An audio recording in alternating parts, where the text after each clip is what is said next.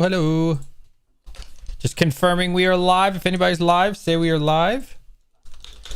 Can you guys see us? Hello. Oh, I do think we're live. All right, excellent. So, my man, 904, PokeJax, Mr. Josh himself. How you doing, bro? Good, good. How you doing today, DJ? I'm amazing. So, what can you tell us about yourself? So military guy, 19 years, about to hit that retirement. The kids were the reason why I kind of started 904 PokeJax, kind of like we were talking about the other day. It's just, so hard to find anything. And, my son's really into it. Even my 3-year-old, he's running around saying Pikachu and Pokeballs and all that stuff. So I was like, it's kind of like rejuvenated me to, hey, let's start it up. And started selling Japanese, Korean Pokemon cards, and it just kind of took off really big here in Jacksonville. Here I'm doing really well outside, but the numbers that I was able to accumulate through Jacksonville alone without like a solid social media presence, that's what helped me get distribution. So it was all local sales? All local sales. How did you start that? As like Facebook Marketplace or? So yeah, it just started off on Facebook Marketplace, and then so Jacksonville has a really tight. There's like 2 solid tight community group pages, right? So I just like, let me just start putting on there. And as soon as I posted there and people are seeing like, hey, I was giving really fair prices, it was like clockwork. That's great. So, for those who don't know you, I would like to eventually one day apply for Distro. So when you apply, you don't have to say who if you don't feel like it. When you apply, do you say, hey, I have all this? Like, how do you track that off Facebook Marketplace? Like, what did you show them? So what I did, I built an Excel sheet. Okay. Basically tracking the numbers. And I did. So a lot of the things that Pokey and he talked about, I kind of started, right? Yeah. I think for me, kind of circling back, hey, this is almost a year into this. I think I kind of jumped into it way too fast because I had momentum. But I think a lot of those key things that Brian always brings up, I wasn't there yet. I had a really good local base, but nationwide base, it just wasn't there. Right. So, I took all those numbers, accumulated it into like, hey, this is quarter 1, quarter 2, quarter 3, wrote a lengthy email and lengthy, description in the application. And a couple of days later, I get a phone call like, hey, we're interested. This is how it works for online stores only. You have to earn that tier. There's a tier that you have to kind of meet to start getting products. So I've been with them almost 6 months, and I've gotten, very little, Pokemon TCG allocation. So like you can see like behind me, I had to buy a lot of ancillary products, right? Some of it moves, some of it doesn't move. Show us one of them. I want to see it. Yeah, absolutely. I just got these, That's Charizard cool. Binders, right? A lot of people love them, but they're not top loaders. Like, oh man, that'd be great if I was like a top load binder, right? Oh, it would. And the, like these little models here, I got Gengar binders. Oh, let me reach over here. I know this is I know Rudy talks a lot about this, and I was finally able to pick some up. Some of the Wise Shorts, the Nikki Girls, and also got the new set that kind of came out. Now, did they make you buy that? Was that one of the things? So no. Here's the thing: like they haven't forced me to really purchase anything, right? Talking to my distributor, he's like, "Hey, if you want stuff, you have to spend money, right?" And that's how you move your way up to the tier. And talking to him. This last email I got from them, they're reevaluating my account now. So I'm really hoping, even if it's minimum, like a case or whatever, I'm good. To me, it's like, hey, that's a step forward, right? Yeah, but that doesn't mean you can't stop buying these things. Like you can even see on, Brian talks a lot about it too. He just keeps buying to hopefully like, oh, okay, here's some extra, here's some more, because it's so spread out. He's got 2. I have 1, and I'm pretty sure he has 2 of the bigger ones. Mine, yeah. I would kind of consider it one of those smaller ones, but it's, it's still available. Right. So again, you don't have to say who, but I'm just trying to envision this, right? Because a lot of people that watch my channel probably interested in doing what you have done and trying to learn from you and others like Pokey and all of them. And like it's interesting because we always see kind of like the end game from Pokey, but like it's really great seeing where you're at as well. So I have a question. When the spend comes around, you said they didn't tell you have to buy like a specific item, but how does that work? So like let's just pretend it's December. Are you expected to spend, let's call it 2K, or you just take it upon yourself and just spend? I just take it upon myself. As of right now, they haven't forcefully said like, hey, here, take all of this. Now, that might be a thing for the bigger distributions. Like I said, I think the one I have is one of the smaller ones, but it is one that runs through the Pokemon website. Yeah. So like when I was trying, I just went through that whole list there, and eventually I had GTX actually hit me up. Really? So they reached out to you? They reached out to me. We had a conversation, but they could not work it in their system where they can slide it in as an online store only. So I wonder like, why. when you go to all those applications, are you a breaker, online store, brick and mortar, whatever the case is, right? That wasn't an option, right? But they came out to me, but they couldn't put that in the system. So what was it? They saw your YouTube videos or? No. Like I said, I really just started getting kind of into YouTube once I kind of started branching out a little bit more. How did they find you, I guess? Because you said they reached out to you. Oh, GTS? Yes. Yeah, I guess they saw me on YouTube, or maybe when like I said, I put out an application but never heard anything, and they came back to me. So it could have been one of the two. Okay. Two of the entities there.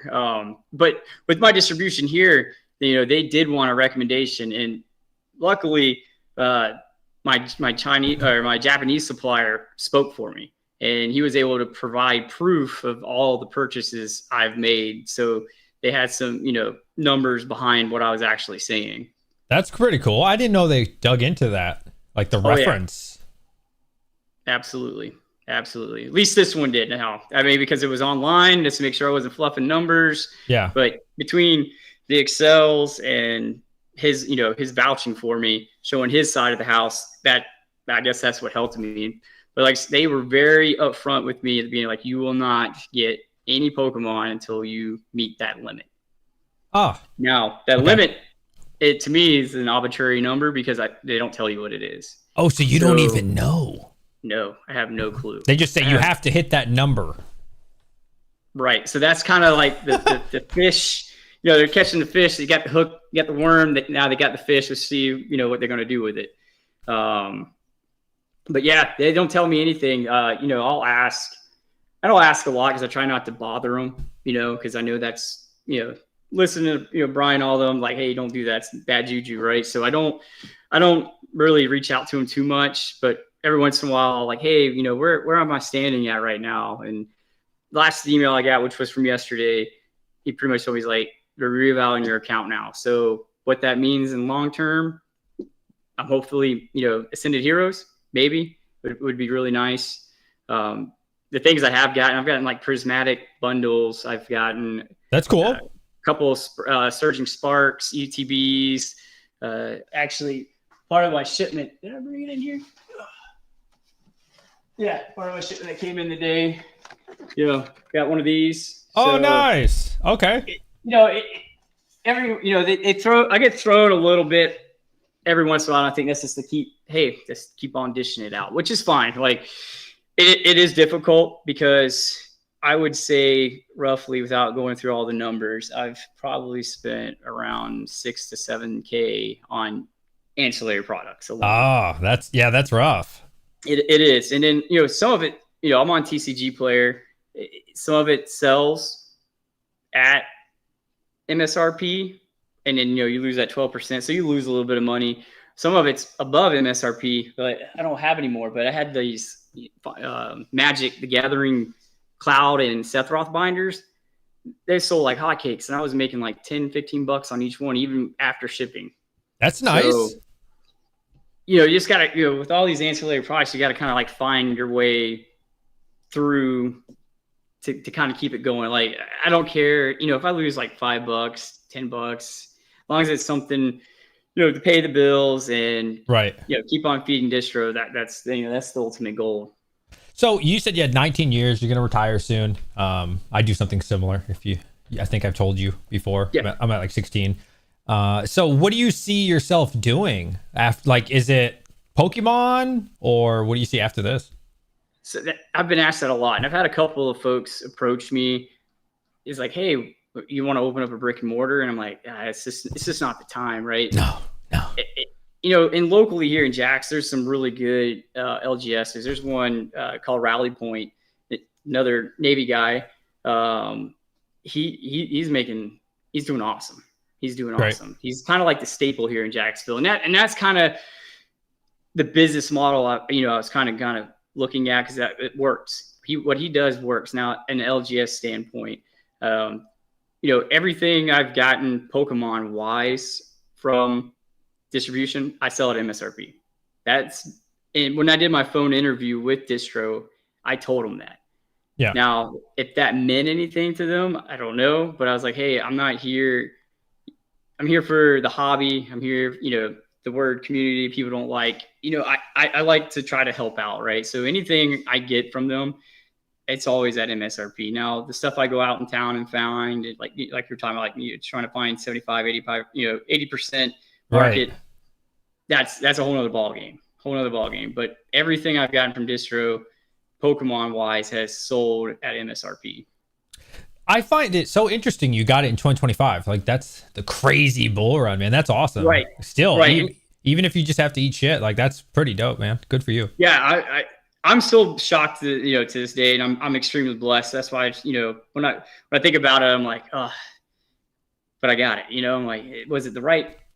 I think about it a lot. Like, was it really the right move? And part of me is, I think I wish I would have waited just a little bit longer, just to kind of build that brand more. Like, here in Jacksonville, it's there, right? It's just nowhere else really knows who you are. And when they don't know who you are, it's really hard to move these type of things. You know what I mean? And heck, I sell this stuff just a couple of dollars over Distro price. Yeah. So I try to calculate in my head, like, okay, I know Wix payment processor, right? It takes about 3% of the purchase. So typically I add here 5%.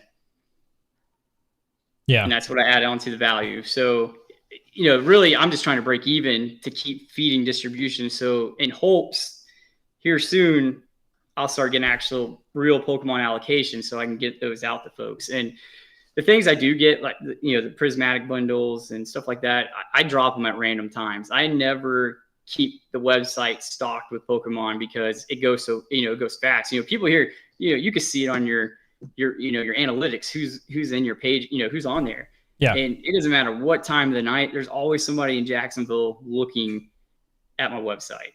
So how do people know in Jacksonville to find you? Because I don't really advertise locally. So how do you do that? It was that community group that's here in Jacksonville. So okay. There's two big ones. It's called Jacksonville Marketplace, Jacksonville Pokemon Marketplace. And the one my good buddy actually operates is TCG Jax. So okay. Between those two, that's kind of how I got found. And then word spread extremely fast. Like, oh man, this guy's actually, selling stuff at a fair price. Because the goal, before tariffs, it was, in my opinion, way easier to sell Japanese. Tariffs added a whole nother spin to it, right? Yeah. And, cheat system, whatever you want to call it, I always kept my orders below $800, right? And then once I started building up, little extra here, I would start ordering bigger orders, and I'd pay the tariff. But with the stuff that wasn't getting tariffed, I was selling it maybe $5, $10, maybe $15 under market price. So I would look at TCG player, say, okay, if I know Terrestrial Festival is selling right now for 120 after shipping and my price, if I could sell that at 100, that's a good deal for somebody, right? Yeah, and I'm making maybe $10 off of it out of profit, maybe, depending. And the same thing with the Japanese items I would purchase. I'd be happy if I made $5 as long as I got, as long as I broke even. Like these days or back then? back then, even then. Okay. Like if I broke even with the Japanese or made a couple of dollars, that was just, it was numbers. All of it is numbers. It is truly a numbers game. And, you know, I think even with distribution, get in early, or when you do get it on it, you know, if you're not a brick and mortar, you're not going to get anything. And even if you are, you're not getting a lot. My good buddy Justin owns a brick and mortar here, and he's struggling. He's absolutely struggling. He may get a case of ETBs. He may get a case of sleeves. He may get, you know, a case of booster box or half a booster box case. Yeah, even with at a brick and mortar level, you're still not getting a lot of product. Okay, real quick. Team Rocket Joey says Jack's the GOAT. He knows you. Yo, Team Rocket. Hey, shout out to my boy Team Rocket Joey, man. Tell Joey, I definitely bought into some of that Lorcana when you were spilling it, man. Me too. I'm pulling it out. Entertain him. Yeah. Let's see if I can pull up here.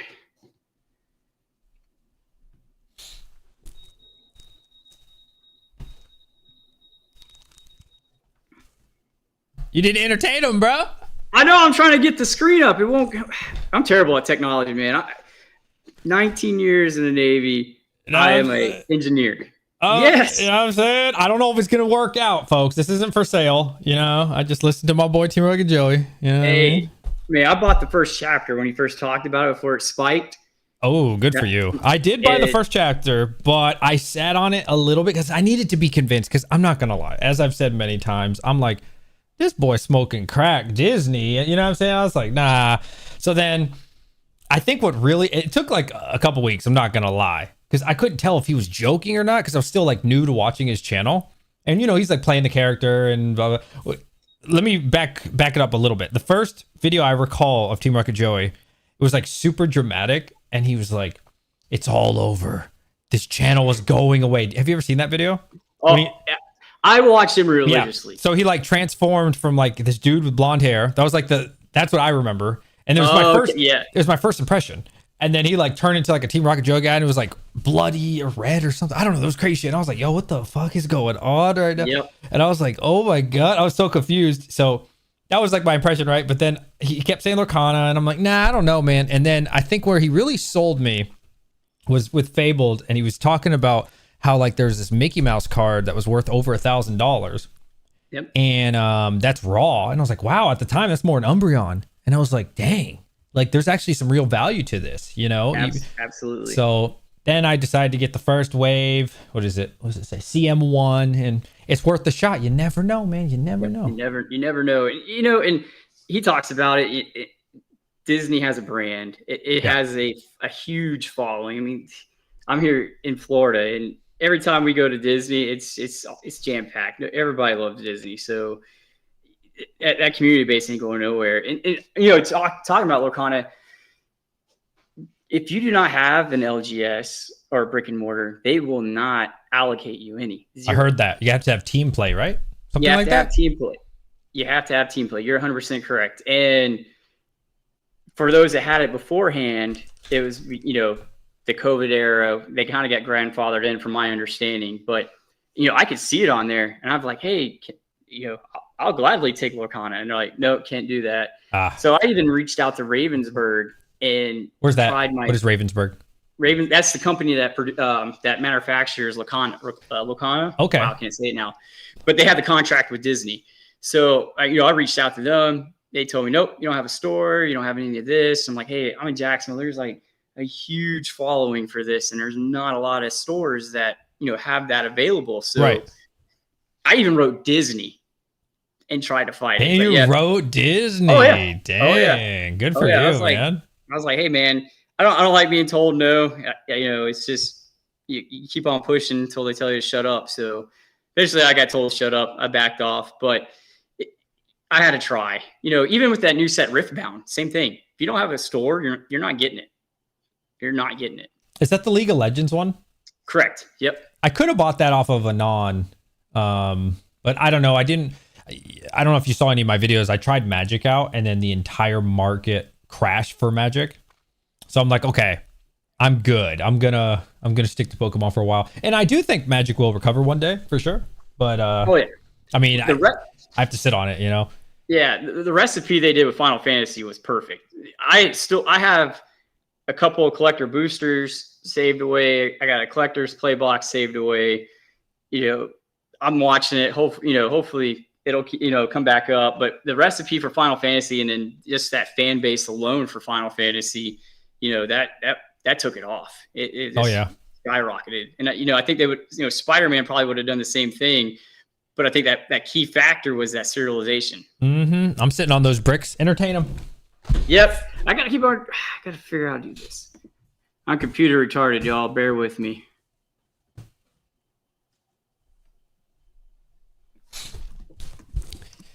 My father's in the chat. Air Force Tesla. He's in. Oh, nice. He used to live in Jacksonville for a long time. He worked at the naval base. What was it? Okay. What was it? No, he didn't live in Jacksonville. He lived right next to Jacksonville. I can't remember what it was called, but there's some Navy base like not that far. So NSA Jax or Cecil Field. FRCSE. I don't know what that means. He wrote that. But yeah. So these. Yeah. I got these because they crashed so bad. So they did. I got these on Amazon for like $420 each. And it's opportunity. Dude, it's a good hold for $420. I mean, even now I think they're going for like $375, and they used to be $1,000. You know what I mean? So yes. I got to go with Rudy on this one, and Rudy's like, dude, there's no way that like long term these suckers don't appreciate over time. So I don't mind. I only have like 4, and then I got Avatar, just 1, and I have a couple sealed cases of some other shit, which I know doesn't matter in Magic, but I don't know much about Avatar. I only bought 1 of these. Yep. I'm just gonna hold it, man, and hopefully I have a lot more Magic than this, to be honest. But hopefully, market rebounds, and it sucks about the serialized, man. It sucks about the serialized cards, man. That's the killer. I've done a video on this before, but I think this is just my opinion completely. But I think if Pokemon brought back the first edition, I know that's a Wizard of Coast type thing. If they would bring back the first edition and make it where those were, the value, the sought after, and then the unlimited, is what it is. I think that would, my opinion would help.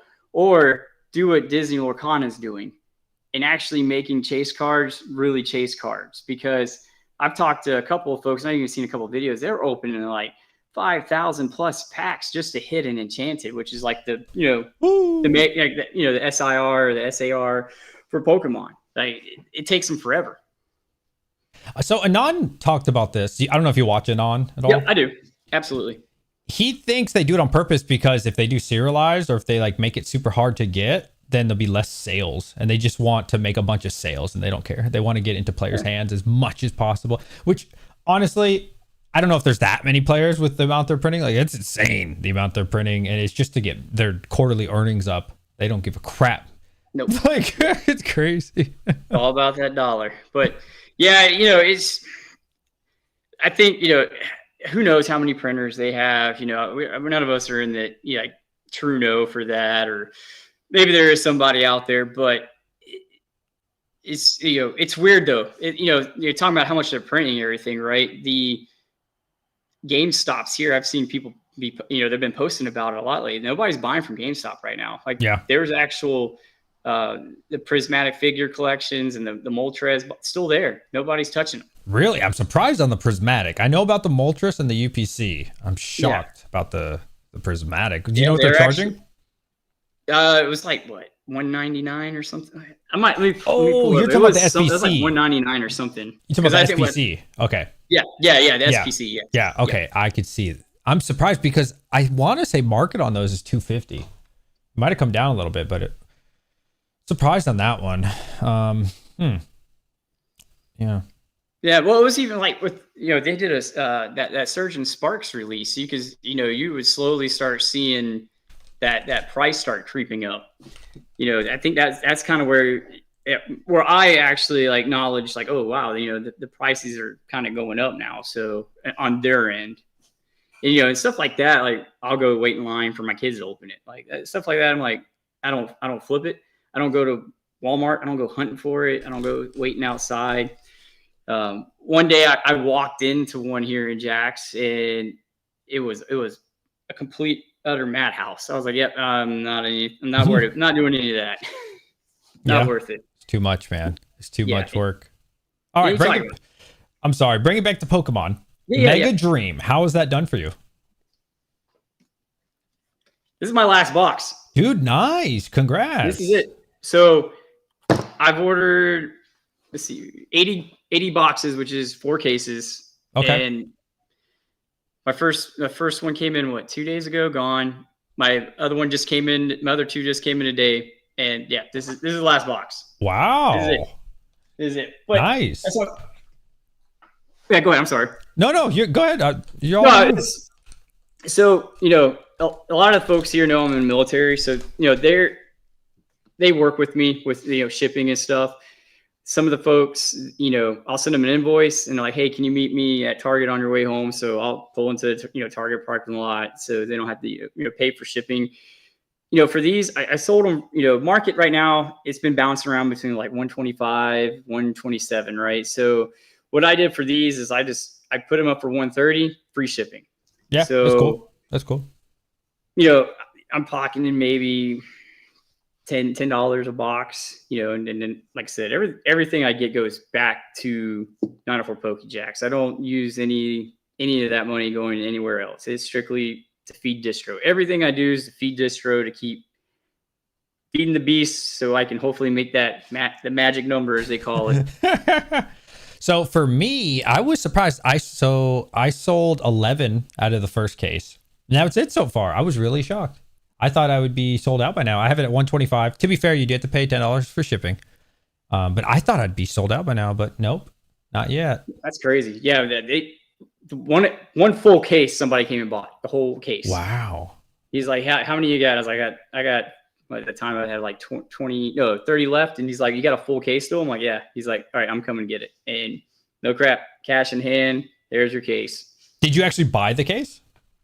No. So I try to think of it this way, right? With shipping, right? Shipping with a case is heavier. Okay. So, it's a case, right? 20 boxes, and it is what's in a high class set. Yeah. So I just have my supplier. I'm like, hey, I just want 40 boxes. So with 40 boxes, it's cheaper. And like looking at the supplier's list, if you do the numbers, a box is cheap. If you add up 20 boxes to a case, the 20 boxes is cheaper than the case. Yeah. The case premium is crazy. Correct. So what I'm thinking, to me, with a case of Japanese, booster boxes, it's not like U.S. English Pokemon cases. You know what I mean? So I'm like, nobody that I know of yet has asked, hey, I want a full case. Right. And you get it.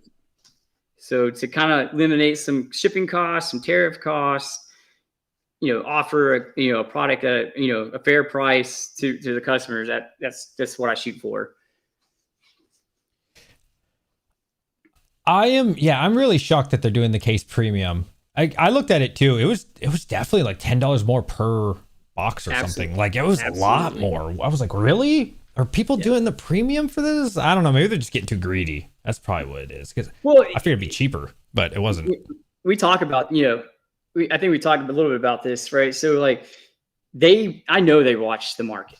They're watching TCG Player. They see where, how it's flowing, right? So they're kind of like the middleman or a middleman of a middleman, right? They'll link up with whoever has it.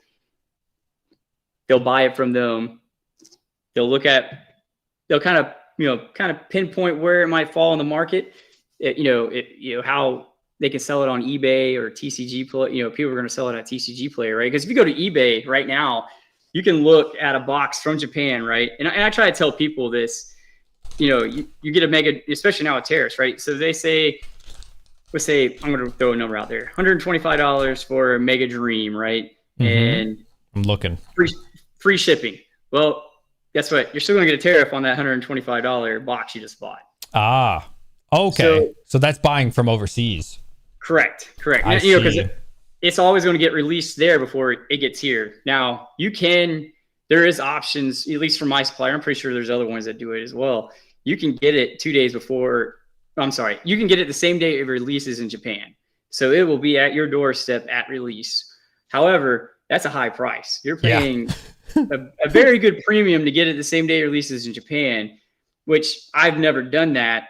It's just math, it doesn't make sense. Yeah. People look at TCG Player and see what it's selling at. So if I'm trying to sell, let's say, a box of Gloria Team Rocket for, at the time, let's say like $140, but TCG Marketplace is 120. Yeah, they're not. Yeah, not doing that. Not doing that at all.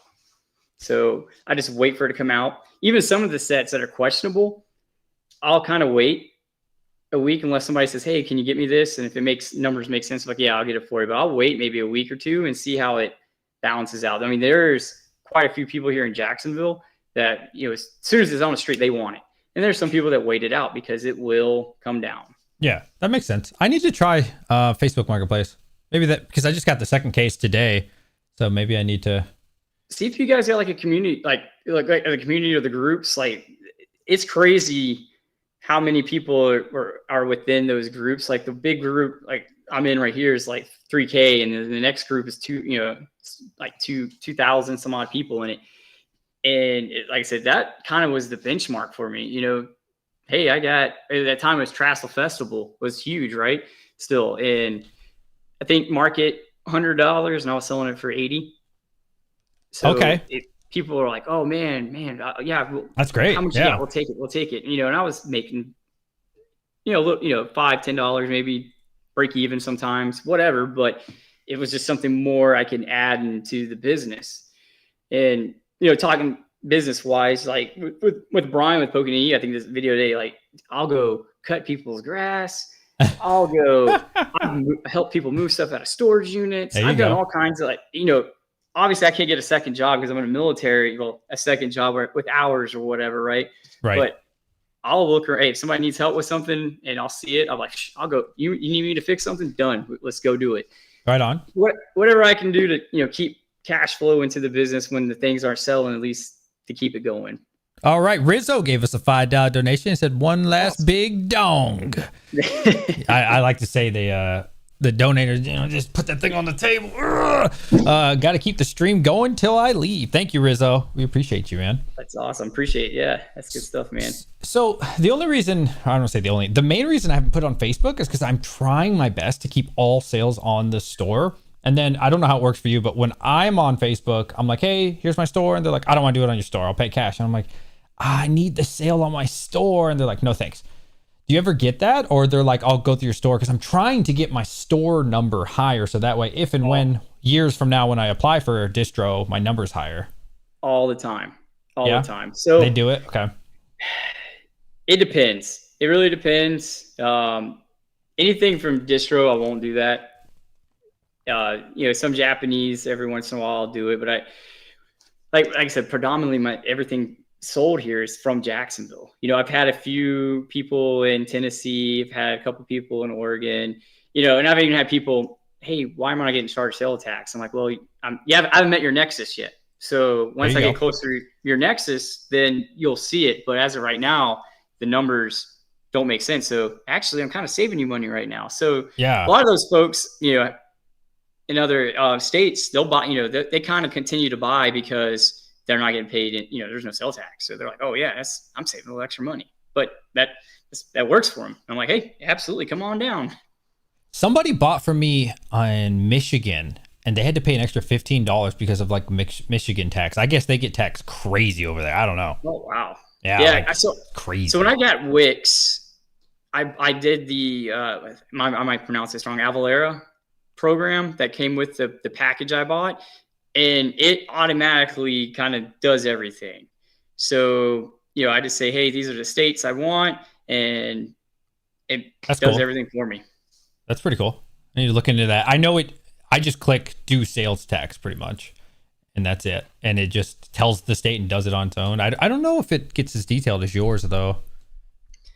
Yeah, I don't know. I would look into it. I don't know if that's a Shopify option. Like when I started with Wix, that was something there, and me not being a businessman whatsoever, I was like, I don't want the IRS to come after me, so I want to make sure I do everything right. Now for like when I do invoices, like for the state, I'll have to go look at whatever their cert tax is and make sure I do all that right. But all the other states out, I don't have to worry about that right now. Yeah, I saw a Poke Any video about that. I mean, he's also obviously selling hundreds of thousands, if not millions, to certain states. So like, when I researched it, as long as I don't hit 100,000 for a state, pretty good. Most states, like, you know, not even like in the realm of that, which is nice. Oh yeah. Well, so the value is one thing, but you also got to look at the amount of sales. Like Georgia, for instance, it's don't quote me on the numbers, but if you sell 200 items there, you're required to start charging sales tax. Really? Right. So you might, something to look at. In that website, Avalara, they actually, it's free for the map. It'll break it down by each state, what the value or items sold to that state to meet the nexus. Okay. Avalara with the ending with an A or an O? A, I believe. Okay. I think I found it. I'll look into that. Yeah, it's a great tool. I don't think it would, Wix obviously gave me a discount, through their premium package that I have. And I was like, yeah, I'm going to take that because I don't want no IRS problems. All right. 904 PokeJacks, Joshua Hayes. If someone is watching out there and they're really interested, they just know they like Pokemon. They don't know if they want to sell singles. They don't know if they want to sell sealed, Japanese, blah, blah, blah. What would you recommend they start doing? So they're just starting off. You really need to know what you want to do before you get into it. That's the best thing I can say. So when I started, I know many videos out there, I started with $1,000. I was like, all right, here's $1,000. I know I can get, Japanese product. Let's see what I can do. And I just started with that. And heck, you can do it $500. You start, Brian's talked about it a lot. We talk about Poke Any a lot, but he knows he started from the ground up, and he's definitely something, I've watched and learned from, and I'm still learning from.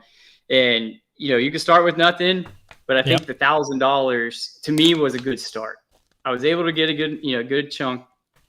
I looked at TCG Marketplace to see what things were selling at. I looked at eBay and seen what those items were selling at. And I was like, okay, the goal is to break even or make a few dollars, and every few dollars adds up. Now, if you get lucky and you go to Target and you find some things, hey, there you go. There's another thing, right? Like I said, I'm not a fan of that. I don't personally go out and go hunting for it. It's just too much time and too much chaos for me. But Japanese is, in my opinion, a good starting point. Now, if you had a good singles collection, TCG player is one thing, but you got to remember 12%. I think it's like a 12% margin they take out, and eBay is 13%. So you're losing that amount of money, and then you're competing with the level 4 salesmen that don't have to charge sales, or I'm sorry, don't have usually put shipping included, right? Yeah. So they're always going to have, in my opinion, ahead of an advantage. So you're trying to beat. Hey, there's that price. Let's say it's $49.99, and I have to charge shipping, but I'm going to lose some money. So now I have to charge it at $47.99 to try to get that sell. So there's some pros and cons to it all, but with the Japanese market, I think 1,000 is a good starting point. The tariffs though add a lot to it. And I will say the more you buy, it kind of balances out just a little bit. Like let's say, I'm just going to throw it, like you bought 20 boxes of Mega Dream for X price. If I divide that by 20 boxes and I make, it's like $89, $90 a box. Okay. What can I do for that price? Right. Okay. So that's my advice. That there's so many ways that, to peel that onion back. My biggest thing is just make sure you're ready. Personally, I think, like I said, I jumped into it a little too quick. But I wanted to prove something to myself. And when I got that call, I was shocked. When I got the email and I got the letter from distribution, I was like, damn, that happened quick. And, I was super happy. I'm honored. I'm blessed. And to me, that's why, hey, whatever I get from distribution, as I promised, as I told distribution, I'm going to sell it MSRP. That's just how I'm going to do it. Have you tried selling some of the things that you can't sell locally, like the Charizard or whatever behind you, like on eBay, or is that too much of a loss? So eBay, yes, eBay's a loss, right? Now, like I was talking about, like that the Seth Roth binder that I got from Distro, I was making 15-20 bucks more off TCG Player. That's great. And then when I go to my website, I'm like, hey, I got this thing at Distro price. Nobody's buying it. But somebody will go on TCG Player and pay buku budget for it. I'm like, hey, whatever. I see that Whatever. a lot. I see that a lot. You know, like this thing, no crap. You go look on TCG Player right now. I bet you'll see my name and it says $55. That is not what I'm selling it for on my website. Do you have to raise the price because of the 12%? Absolutely. You know, here's the thing. So that value is based on sales and, you know, what are people buying it at? So every time you drop the price, that market price goes down. Yeah. Right. And you know, you hear Rudy talk about it and, you know, we make the market. So if you're buying it at a high price, it's going to stay at the higher price. Once it stays stagnant, people are going to start bringing it down until somebody buys it again. And that's kind of like where that threshold's at again. That's just from me seeing, you know, some of these ancillary products. Like I had some play mats I bought, and at one point I was selling them for like $30. And I went away for a week, come back, and that same product was selling for $30 now, $17. That's rough. Because people just ride the wave until somebody bites it, and then they kind of stick it there, and then it'll go back down or it'll go back up. You know what I saw with Phantasmal Flames?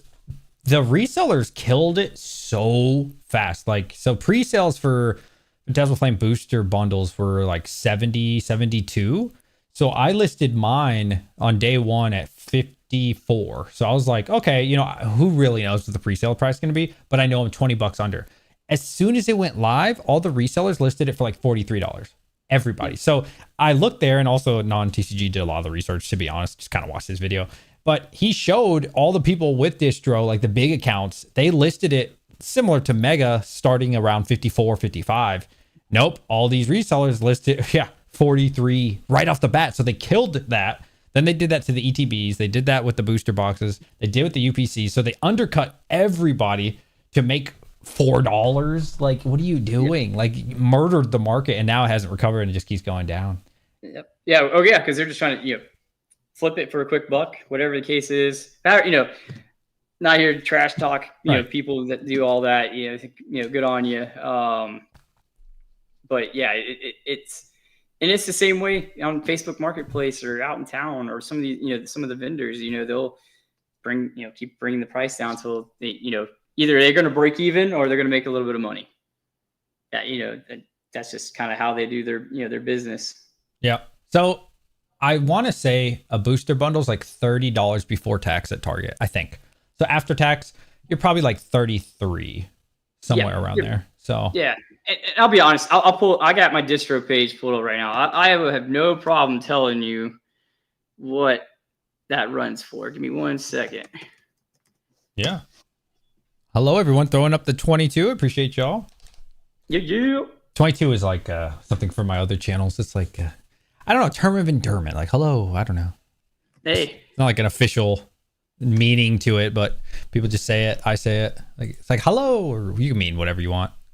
Oh, yeah. So, yeah, booster bundle MSRP, from my distro is $26.94. That's the MSRP listed for it. Now, do they charge you shipping as well? So, for distro, and this is where it kind of gets you, right? There's a number, at least through my distro, right? So if I order $350 and it's from the Texas warehouse, it's free. Now, They scatter it about. So they have a distro ship. They have one of the warehouses in Pennsylvania, and the other one I believe is in New Hampshire. So they have 3 locations, right? And things are all over the place. So if you spend $500, then you get free shipping. So typically when I do an order, I order at least $500 worth because it's scattered all over the country. And it just makes more sense because that shipping is, it's rough. It's rough. Yeah, I bet. And then additionally, you get a 3% charge for using a payment method. So you're paying for the product, you're paying for using a card or any sort, payment method. And then even though you get free shipping, you still have a handling charge. So maybe 32 all in, 33, somewhere around there, like in that ballpark. Yep. Yeah. That's the same number Anon says on his videos, $27 that he pays. So distro priced. Hang on, I'll tell you. So distro price for a booster bundle is $16.16. But they're charging you 27. You said, right? No. I'm sorry. MSRP is 27. Okay. I'm sorry. Me buying it from Distro is 16.16. Oh, that's good. Yeah, that's really good. So, and it was at Northwood TCG. He nailed it. From the first wave, yeah. Next wave, probably not. Yeah, and he has one of the ones I have. So, and that puts LGS in a tough spot. I think there's so many people that overreact about this MSRP thing, and they think like I see this with a lot of LGSs. Like, why is this LGS charging way over MSRP? But I just don't know why. Like, is it not widely spread, or people not educated to know? So for those who don't know, Wave 1, so let's just say it just came out, a product just came out, Phantasmal Flames. The distro is gonna give it to you for what they should, right? Enough for you to sell it for MSRP and make a profit. After that, though, at least in the market like this, the Wave 2 is definitely not going to be under MSRP at all. In fact, it could be even closer to market. So then now they're getting it closer to market, definitely above MSRP. And so they have to raise their price naturally. And then you kind of get mad at them. They're scalpers and pieces of crap, not really understanding. Yeah. Well, Pokey LOL at chat, liking and disliking to keep the 22. Hey, shout out to my boy Pokey Eddie, man. Hey, Brian, I love your videos, man. Appreciate you. Hey, man, you got to listen to some of them a little bit better, though. I'm learning the hard way. You got to check out Joshua, man, 904. What's up, Pokey Eddie? Good to see you, bro. That's awesome. Hey, that video, I was like, dude, when I heard your name on there, I was like, no way, dude, that's awesome. You were the first person that messaged me about that. And then... So it's like religious, man. Every morning when I go into work, I'm listening to Team Rocket. And if Brian posts anything, over tonight, I'm listening to that too. So it's kind of like my Zen moment before I go in.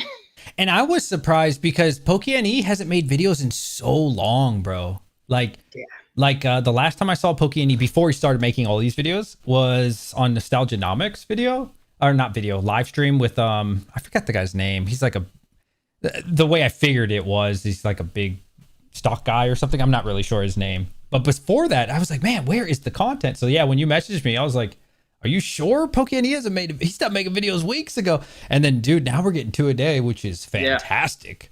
Because I commented on one. I was like, man, thanks for bringing these back. Like, yes. I thoroughly enjoyed them. And now I don't know, view wise or click wise, if it, how much it brings in or whatnot. But, for me, listening to it, and I should have listened better about some things. It helps. It does help, and it helps. For sure. Especially the one that he talked to you about, man. It hit home. Like, it was like a re-spark in my mind. Like, hey, I'm doing some things wrong. And the key word, and I think you got it nailed, man, is you got a good brand. Like, you have a solid brand, and we're working. Spreading. I'm small, bro. I'm small. Hey, man, I am too. I am like, so this is luck. Like, I'm still blown away that I have it. But it's, you got the following's awesome for you. The brand, the name, like hearing that from him, and then watching your videos, like you guys are doing it right. I am terrible at content. He's doing it right. He's doing it right. I am absolutely terrible at content. I'm a dumb, Jacksonville boy. Didn't have all this good stuff growing up. I'm an engineer by trade in the Navy. I fix engines and steam plants and electricity. Like, technology is just not me, and I am terrible at it.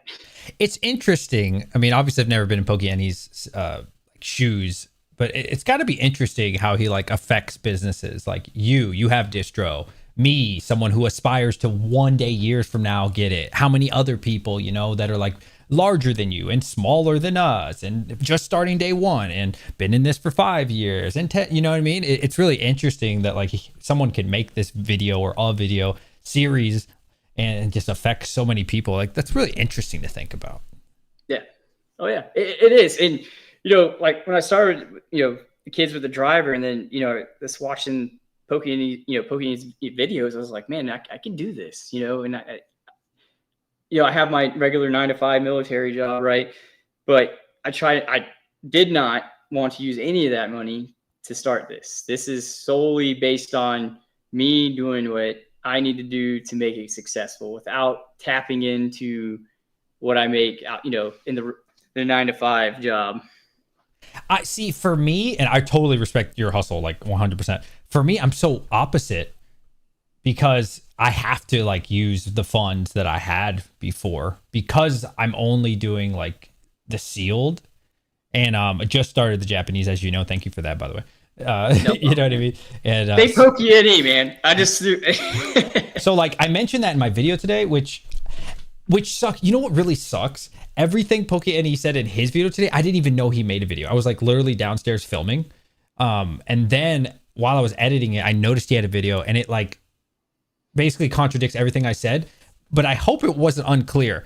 My point was, have you seen it? If you haven't, that's fine. I have. You saw my video? I just made it like today. Yeah, no, I did. Yeah. Okay. So it was like the dark side of this. Yep. Because what inspired it, just for those who might not have seen the video, yesterday when I was live streaming, so many people were asking like, hey DJ, I got $500. What should I do? Hey DJ, I got $5,000. Firstly, I should never probably answer those questions anyways, but I got the vibe that people literally said, it looks so easy, dude. Like, I want to do what you're doing.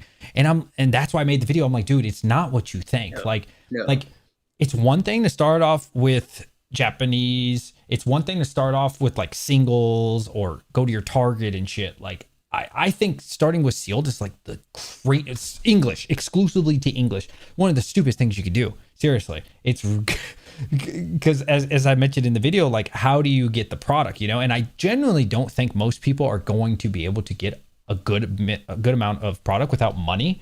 And this is where I like almost disagreed, but it wasn't even like a disagreement because again, I hadn't seen this video. It's like a different focus, I suppose.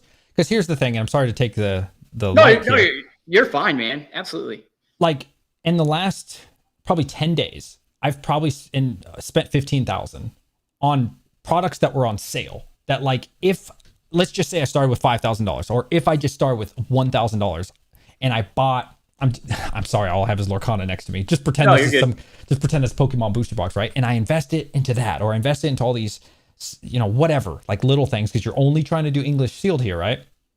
Well, now when I see 24 booster boxes come up for sale, like I did a couple days ago, I wouldn't be able to scoop in on that, right? Because the market's down a lot. Like, you got to take advantage of it when you can get it. And then when 151 bundles were offered to me for $20 under market, if I bought 47 of them, like, you wouldn't be able to do those things if you were undercapitalized. You know what I mean? So like, absolutely. With the singles and stuff, it doesn't really matter as much. Maybe even Japanese. Again, I just started that, so I don't really know. But I can tell you, if people like exclusively to sealed English, you're gonna need money, because in this market, things have definitely slowed down. And like, if all your money, all 3,000 of it is tied up into your inventory, like, you don't have any more money to get more because it's not selling as fast. I'm sorry, go ahead. No, you're good. No, you nailed it. Team Rocket Joey says it, buy the fear. So when it's there and they're offering it, I go in. It's like shark smelling blood in the water.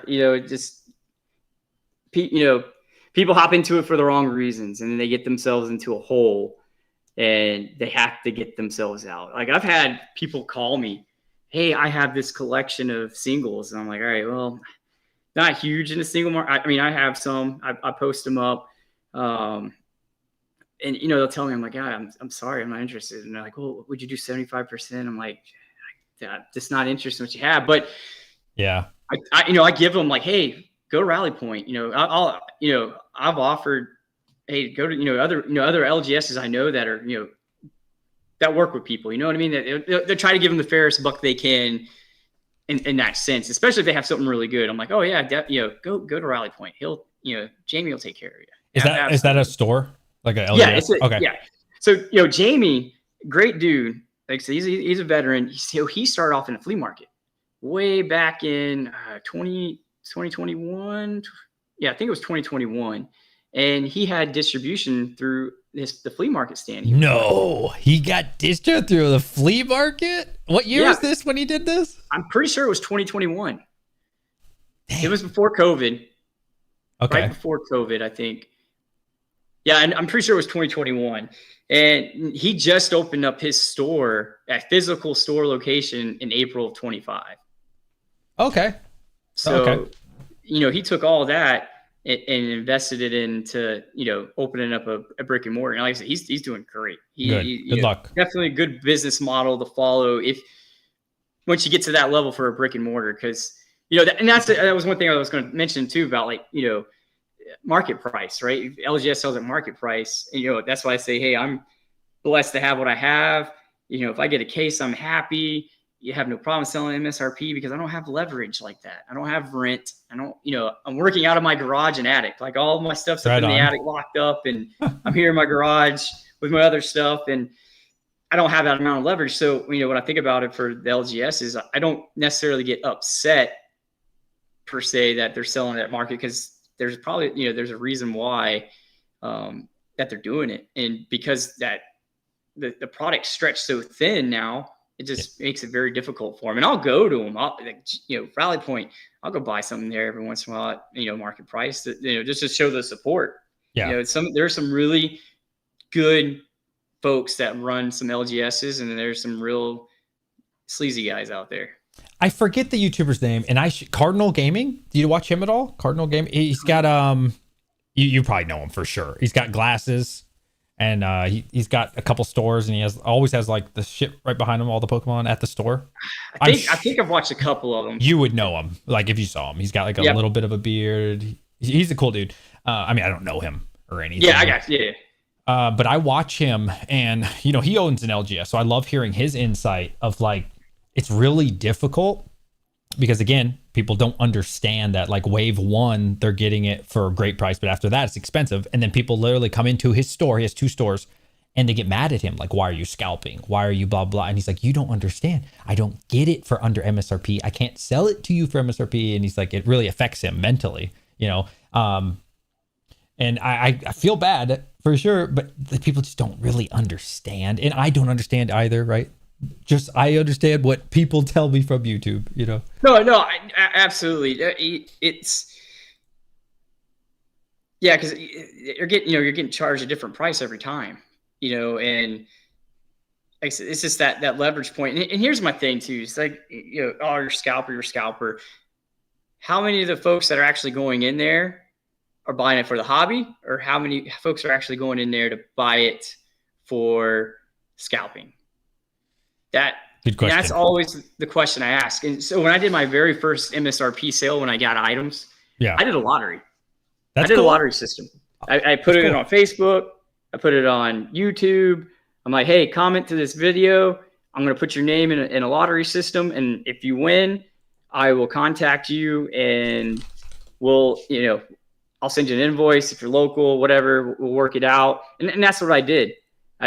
Everybody commented, got the names, put them in a random name generator, and that's how they got it.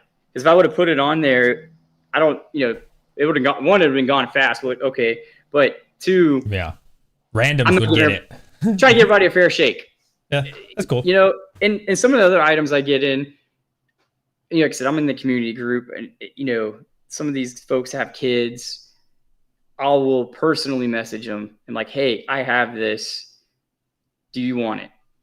But I won't even put it on the website. I will personally message them. I did had some tins. I looked for some kids, some families. Hey, I can't find this. I'm looking for my kid's birthday. They could be making it up. I don't know. Yeah, but, you never know. I'm like, whatever. I'll reach out. And some of these folks are legit. Like even though Jacksonville is like huge, we know who's who in the zoo and who's doing what per se. And we have a name for the group we call it the cleanup crew here in Jacksonville. Those folks, they know how to play the game and get over that 2-3 limit or whatever the stores have now. Like, and some of the targets have said, no, you're not even allowed here anymore. Really? They look for them. They don't let them come in when they have any restocks. I'm so thankful for my area. I'm not gonna say exactly where. Not far from Richmond, but definitely not in the city. Dude, it's so chill. Like I've been to probably 2 restocks. One of them was because my friend told me. One of them I just walked in and got lucky. It's so cordial. There might be like 5 people, and everybody's so respectful and waits their turn and like lines up perfectly in there. And I'm like, oh, I'm sorry I'm taking so long. Or they're like, it's okay, it's okay. Take your time. You're here first. No, he was here, guys. It's so kind. And then Sam's Club, dude. So when Sam's got prismatic, like the Sam's Lucario boxes a while back for the first time, I went there and open. There's probably 10 people. And then I learned in my area, Sam's Club doesn't sell out till like maybe 1 or 2 o'clock in the afternoon. Like it, Oh wow, dude, it's not competitive at all. Like you can, that's crazy. anybody can walk in during their lunch break and get their limit and have a great day. Like it's so easy. Like I got lucky. That is nuts. Well, we have like there's folks here that know the delivery, not like know them personally, but know what they drive. They follow them home before. Oh, I've heard like, of those stories. There's people like in it, like in the weeds, just trying to get them. It's crazy. It is crazy. There's this whole network here. And I was like, that's why I'm like, this is crazy. You know, and I have kids. Like, it's hard. It's hard. Right. It is very difficult. But yeah, I look for it. I go on there, and if I find somebody that I know, like, hey, I've seen them post, and I know they have kids, and they'll even send me the pictures once they, hey, this is what my kid opened. So at least I know, like, the ones so far that I have given stuff, reached out to them. They send me pictures of all the pools, so that's cool. It feels good. I try to really, bring the true word of the community. Like, I know it's a loose term for some, but I generally care for the hobby. I used to do this when I was a kid. My kids love it. I get there's both sides of the story, the business aspect, the collector aspect, the player aspect. Right. Fair enough. Man, I wish I would have put in my video today. I didn't think about it. Maybe I'll do a part 2. If you choose, or anyone in chat is choosing to go for English sealed, again, only exclusive English sealed. We're talking ETBs, booster box and stuff. You are going to have to live with being the bad guy. Like, and now what you're doing isn't wrong. You're not doing anything illegal. You're not doing anything like unethical. You try to do it the best you can, but you're gonna have to, buy it from the second market and then sell it for market. And so like you're gonna have to become that scalper or whatever. And I just genuinely don't think most people have it in them to do something like that. I really don't. Yeah. And not that it's bad. It's just like a lot of questions that I get are like, yesterday was like, how do you deal with the stress? How do you deal with people judging you? There was literally people said that in my stream yesterday. And so like a lot of people are worried about what other people are thinking of them. Yep. Oh yeah. No, absolutely. I agree. And, so even if I guess I've sold a lot of my personal collection on there. I have my stuff for my kids and whatnot. I'll look at the market price and I take 2 spins on it. Right. So like I said, we create the market. Right. Obviously it's valued, it's wanted, it's a collectible. Right. And then you have the players, and et cetera. And most of the player cards are not the big cards anyway. If you look at some of the decks, I think at TCG Limitless, it shows you like the most played decks. And some of those cards are not even like the bangers that that people want are not played. So, yeah. But, you got to look at it that way. But, when I post something on my site, what I try to take into consideration, I look at the market price. Either if I'm selling it at market, I typically give free shipping. I typically give give free shipping. So they're not necessarily paying full market, but that's one way. Or depending on what the item is, I'll look at it. I'm like, okay, I'll do it for 85%. So I'll put it on there for 85% of the market value. It makes it attainable, and it's there. Yeah. Go ahead. I'm sorry. Go ahead. No, go. You're good. Another inherent risk that people need to understand, again, if you're exclusively trying to do English Shield, which I'm not recommending at all, please be smart. Think about this.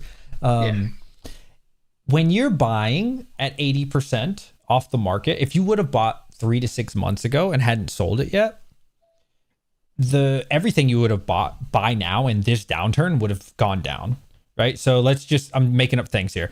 Let's say prismatic ETB for $100, right? You got it for 80, or again, it's not a perfect situation, but now everybody, since the market went down 20% or whatever, now it's $80. Well, you can't charge $80 all of a sudden. Your risk when you choose to get involved with strictly English sealed is, since you had to pay such a high number, if you don't get out of it quickly, if the market adjusts up, you're great. But if the market adjusts down, like it has, like literally all of the Scarlet Violet, except for like Destined Rivals, I think, has gone down. A few other exceptions. Now you're in the hole $10-20 a box, and you're like, oh shit, do I take this massive loss? Or do I invest now, right? Put it in my investment room. Okay, well then are you really a business at that point? If you have to sit on it, yeah, you can do that. And I think you'll do great long-term, 100%, but you're going to have to wait a year or 3 or 5. And it's like, is that a business decision? So it's like, maybe you came into it with a business decision, but it didn't end up a business decision because you had to sit on it. So that's why I really tell people, please evaluate if English sealed is good for you. Absolutely. Yeah, you nailed it right there too, because that between your video and Pokenews that came out this week, that was kind of like the reversal in my head. I was like, man, I'm not operating like a business right now. I am operating more as an investor. Like everything I've got from Distro, I've sold, but the products I'm buying, I was like, oh, let's hang on to it, see what happens. I'll hang on to it, see what happens. And that was a bad move, because I was thinking more of as an investor by a business. So I kind of, in my opinion, I was like, man, that's I jacked up. I should have just got it and moved it, and not invested into it. Now I know people don't necessarily agree with it, or they all have their own opinion. Rui talks about too is set picking. Yeah, there are some good sets. Like 151. I hang on to my 151. Good for you. Every once in a while, I got a couple 151 ETBs, and they're in the case, and every once in a while I'm like, that's the break in case of emergency right there. Like if I need to get it, to get funds, it's there. You know what I mean? But and I got a couple of prismatic stuff. I got a couple of Pokemon Center ETBs that are stashed away. Those I'm like, okay, I can hang on to those. Pokemon Center stuff always tends to go up. It might ride the wave a little bit, but all the other stuff I was buying, I was like, man, I should have just moved it. Like, what was I thinking? I'm not thinking like a businessman. I'm thinking like an investor, and I'm not in that category. I think once you move up the chain and you have more, you can spend more liquidity, you can do things like that. But I'm not there yet, and that's kind of where I'm like, shit, I fucked up. What am I doing? It'll work out. It's a good thing with Pokemon. It'll work out eventually. Hope so. Now that you mentioned Pokemon Center, that was another thing. I bought Stellar Crown Pokemon Centers because those were $200 literally like a week and a half ago, maybe a week. And then Pokemon Center relaunched them. So they were going for 105. I bought a good amount of them for 105. And this is why I say you have to have money it's really for the risk. You know what I mean? The risk mitigation. It's all a risk. It's great when it's great, but when it's bad, like you are fucked if you don't have some funds. Because seriously, who knows what's gonna happen? Maybe mass reprints 2026, or market turns. You all of a sudden you didn't sell the shit you had. Maybe you could sell it now, but you didn't take advantage of any of the deals. Right. That's rough. Yeah, you're right. It is an absolute. Even with Japanese, like it's timing. It literally is timing. Like I said, I'll watch some of them, and I'll say, all right, this is the right time to buy. Is this the right time to buy? Let's go for it. But it's a risk. But it's a risk you're willing to take. Like when I started with 1,000, I was like, hey, in my mind, I'm like, there's a good chance I'm not going to get this 1,000 back, and if I don't, I'm done. And that was kind of the agreement I have with my wife. Cool. My wife makes fun of me all the time about this stuff. And I try to break it down and explain it to her and all that. And she's like, $1,000. I'm like, yeah, like if it doesn't work, then I'm out $1,000. I worked and got outside of my normal job. And if it works, cool. If it doesn't, I'll quit. Well, it ended up working. And then now here I am. There you are, man. Good for you, dude. It's a risk, but you got to set a limit. You have to know the limit. And that's where people find themselves in a bad spot, especially with sealed English. If you're only buying onesie twosie things here and there, for an investment standpoint, awesome. But if you try to hold it all in, like, and it starts going down, that's when fire sale happens, and that's when the shark comes out and you buy the fear. It's Yeah. there. Yeah. Gotta have those. They gotta have some cash on the sideline. Yeah. No, yeah. It's a college kid. People. This is literally kind of like gambling, and it's stock market just in collectibles. It really is. We've seen the videos. In the all Fox Business. All these people. Well-established folks are putting percentages in their portfolio of collectibles now. That's where That is crazy, right? That's crazy. It is. Absolutely. And Team Rocket talks about it, everything. Bitcoin. See the wave right now. Well, see the wave of Pokemon. A lot of the Rudy talks about too. A lot of the Bitcoin went into Pokemon as well. I have a little bit. People called me crazy then, but it's there, and I don't regret it. Oh, Bitcoin's great. I like me some Bitcoin. Oh yeah. I got educated at the right time. Good story. Maybe off Pokemon topic, but that's fine. The guy I knew back when I was stationed in Bahrain, he broke it down to me. But this guy, he literally sold his house, everything for Bitcoin, and he was living in a trailer back in the States before he came to Bahrain, and he bought it all. He just risked it all in Bitcoin. And guess what? Oh, he's sitting pretty. He is sitting very, very, very well. I'm talking. He bought it at the lowest point and rode that wave down, and good for him. That's what he did, and it was a smart decision. I was blessed to meet him because I had no idea what the hell Bitcoin was until he talked to me about it, and then he had these Excels and everything. I was like, holy cow, this is the market. Like, this is crazy. Thankfully, I understood Bitcoin fairly early, like 2016. Is when, I actually heard about it probably 2012, 2013, but I thought it was a huge scam. But it really started making sense to me 2016, 2017. So I've thankfully got to take advantage of 3 bull runs from it. It's been good, man. Bitcoin's been fantastic. Fantastic. You know what's really cool? 95% of the supply has already been mined. So there's only 5% left to issue to people. And it should not be going away for another 100+ years. So we'll all be dead anyways.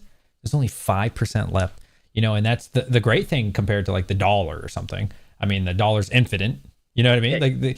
Keep printing it, just keep making it. It becomes more inflated, and it's worth less by the day, probably by the hour. Where Bitcoin, in theory, over time should become worth more. Exactly.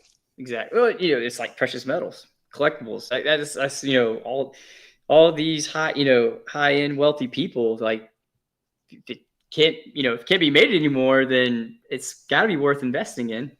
Yeah. Well, you can get more gold if you can mine more gold. But you can't get more Bitcoin once it runs out. Nope. And that's crazy. You talked about that 5%. That's the same thing he was telling me. And I thought it was a scam too. And then I'm glad I went with my gut and bought. Good for you, man. I tried convincing my parents for so long. They never listened. Everybody sounds crazy. I tried, man. I tried. You'd be sitting on that mountain right now. But that's okay. It's all right. You just got to, always have a little extra to take a risk. In your live stream the other day, that's what I said, man, you should write a book. You think so? Why? I'm dead serious, man. I was like into that video and how you were talking about the market and how you're into YouTube and all these different things and how you invested your money, went from bottom to top to bottom, Oh yeah. That's experience. So I was like, man, you should write a book. Like, break it down to us, us simple folk, man, and just say, and that's the thing. It's just, you gotta read about it. You have to do your homework. You have to study. You gotta do a little bit, YouTube's awesome. You learn a lot of stuff, but you definitely got to do some stuff on the side to make it make sense. For me, I don't remember how it happened. Maybe I heard somebody talk about this. Like their last regrets was not taking enough risk. And I knew probably when I was like 18, 19, I was like, oh, that's not going to be me. I'm going to take as much risk as I possibly can. And so, I'm getting closer to 40. So I take a little bit less risk, and now I don't really have to take a lot of risk. You know what I mean? Like, Yeah. because I've already done it when I was super young. But like, dude, when you're like 18, 20, 16, definitely in your 20s, it's okay to take risk, man. I mean, don't be stupid. I'm not saying go to a casino, right? But like, you can do fine, especially if you don't have kids and stuff. Just putting it all in Bitcoin, putting it all in Tesla, putting it all in S&P 500, whatever, right? You can do those things. In your 30s, you got to take a little bit less, 40s a lot less, 50s way less, right? So like, take advantage of it, because worst case scenario, right? Think about this.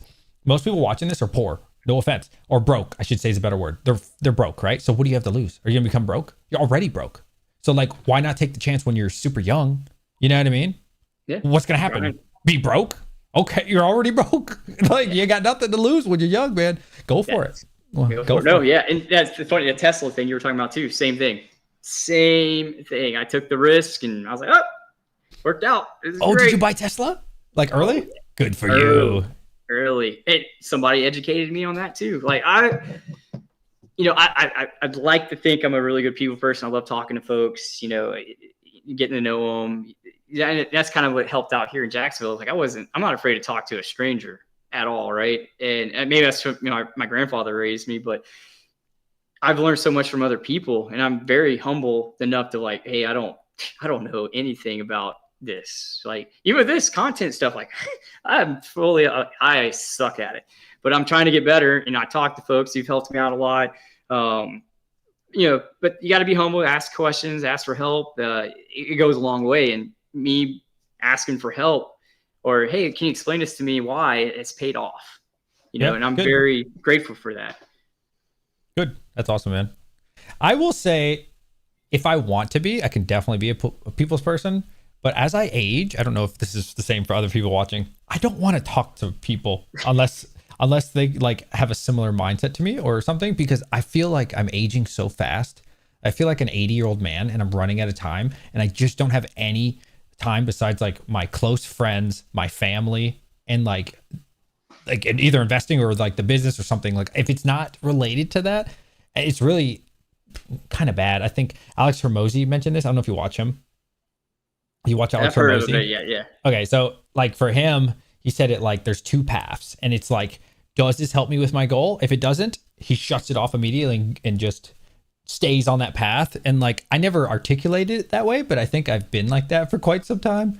And so like, maybe it's not a good habit, but like when I'm at the store or something, I don't want to talk to you in the line because I don't know you. And like, that's like 7 seconds I'm going to miss. And then I got to talk to this other person. And I'm like, fuck, I'm just trying to get this going, man. I got to get back to the hustle, to the grind. Like, I don't know. I'm weird. No. Yeah. So like when I'm set in my mind, I'm like, when I want to do something, I'm like that, right? Like, out of the way, let me get this done. But, kind of like, close off everybody. But, generally I have no problem, like, talking to whoever. And even if they're not like-minded, I like difficult conversations. It always gives you the option of, learning more people, or thinking, possibly thinking another way or whatever.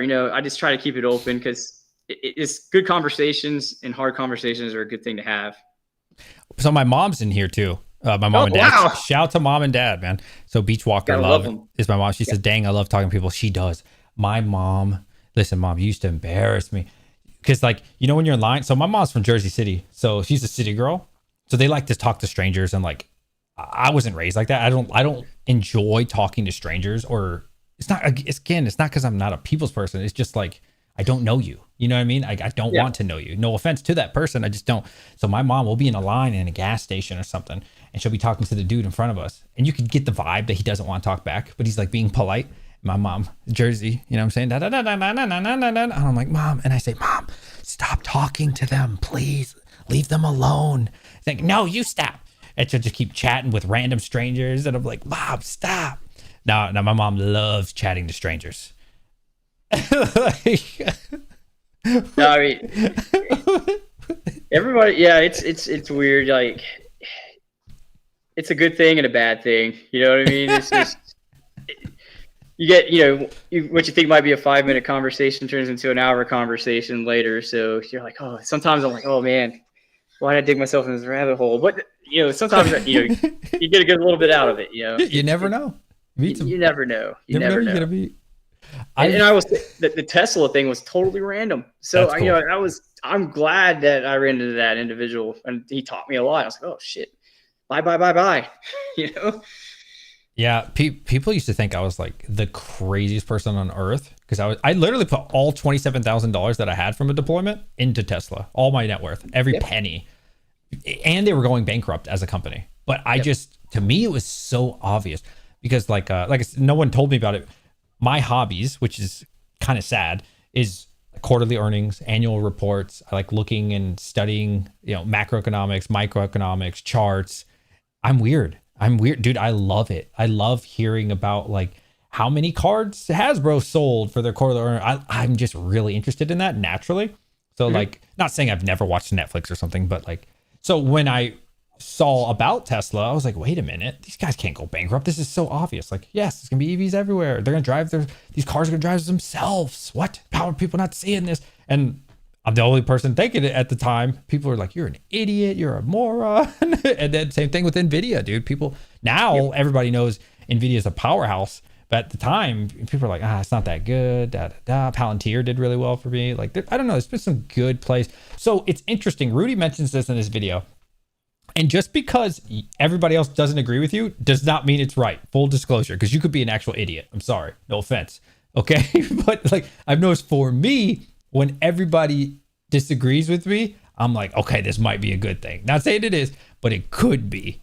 Oh yeah. I mean, sometimes you got to risk it for the biscuit, man. Like I said, I put a little. I'll look and I'll put just a little bit here and there, and if it pans out, great. If it doesn't, then well, I'm out $50. Oh well, life goes on, It goes on. So Pesa, what's this guy's name? Pesa. This is a really long name. I'm just gonna call him Pesa. So I don't want to make this all about Bitcoin. He says if everyone decides to sell their Bitcoin, the price would crash. I mean, you could literally say that about anything, dude. Like you could say if everybody sells all their Pokemon, it's going to zero. Sure. I mean, like, but who's going to do that? You know what I mean? So it's not realistic to say like if everybody sells. What's interesting about Bitcoin every 4 years. So the most recent one was 2024.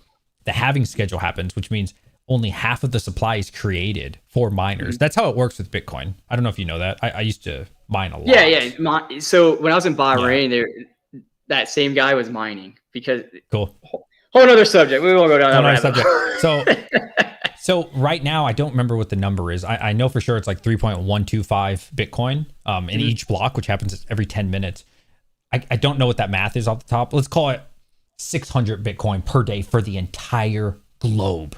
There is 8 billion people, probably at least half of a billion own Bitcoin or are interested in Bitcoin, right?